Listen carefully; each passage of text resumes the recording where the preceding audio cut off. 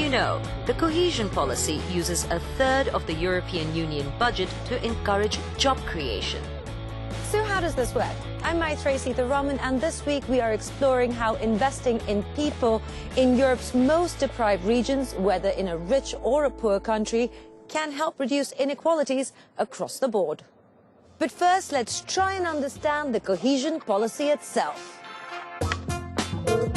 When you fall behind at university, think of the tutor for your extra classes as the cohesion policy, there to help you catch up.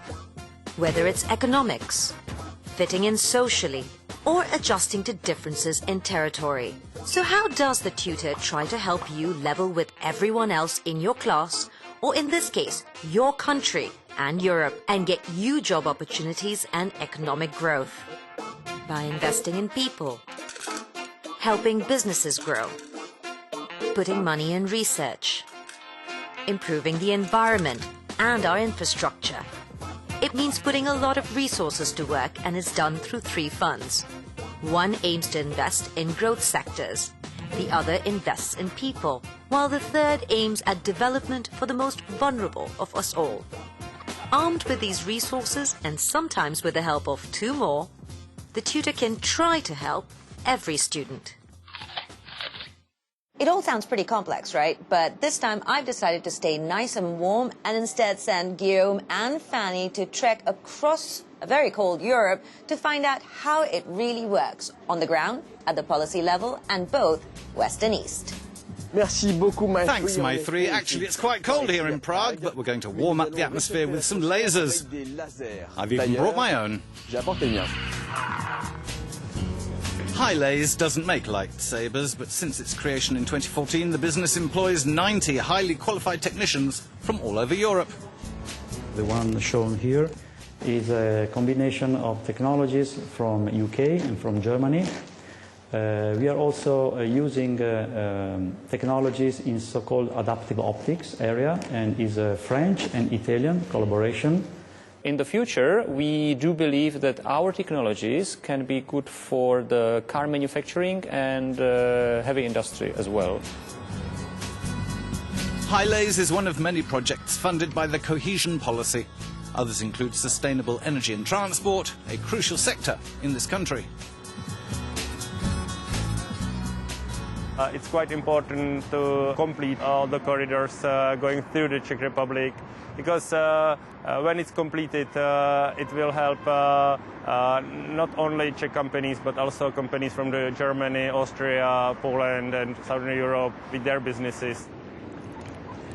Over the last 2 years, these funds represented almost 40% of public investment in the country. It's generated around 27,000 jobs.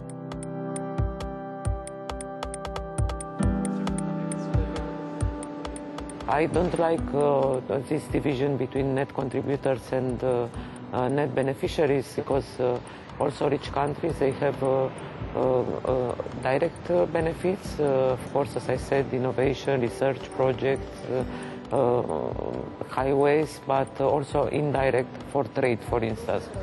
In Eastern Europe, of course, we are going from the very basic things like infrastructure, and the contractors are all from the Western Europe. What will the priority areas be?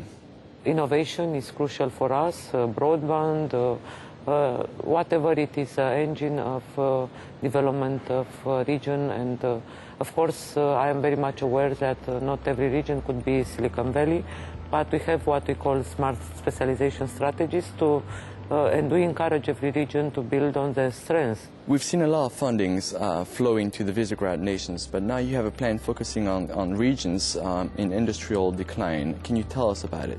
Visegrad countries are entitled to have a big budget. We have some regions that are still with a GDP per capita before the crisis, in spite of the growth that we are facing in Europe.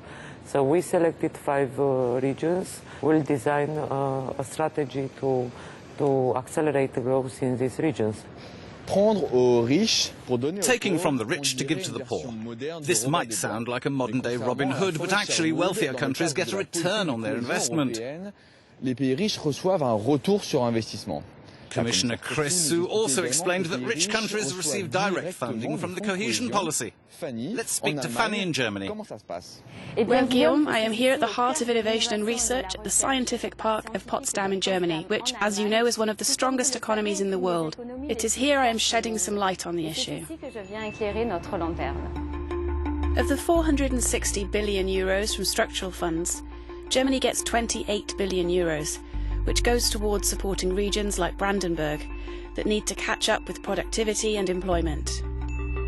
This is a place that has got one of the lowest GDP per capita of all of Germany's 16 states. Let's see the real impact of this financial support. More than 120 million euros of cohesion policy money is being pumped into this science park. That, along with further investments, has helped create jobs for 2,400 researchers and also attracted 9,000 students, along with 20 innovative businesses and startups. We want to have another 1,000 employees, new employees, and 100 new enterprises in the life science sector to settle here within the next 10 years. It will give the researchers the possibility to build their own business, to spin off scientific ideas to society. And this is happening in a Brandenburg startup. Like many SMEs, it needed a little nudge to help it get its ideas off the ground. As you see, they've assembled their first robots for children. It's very difficult in Europe to find investors who are crazy enough to invest their money in such a challenging business. And for that reason, we were very happy to meet institutional investors from this area. Now, 4 years later, we are 30 people in this company and, growing ever since. According to the European Union, the cohesion policy has a positive impact on the economy of countries who contribute the most to the budget, thanks to the money and, more importantly, trade exchanges they receive. But does it work long term? We have to think what kind of institutions certain regions need, and not just projects. Many of them are overregulated, and I think it would be very, very important to connect financial support with pressure to make reforms in this direction. This needs a much higher investment, it needs long-term investment, and it needs also adjustment in the regulation.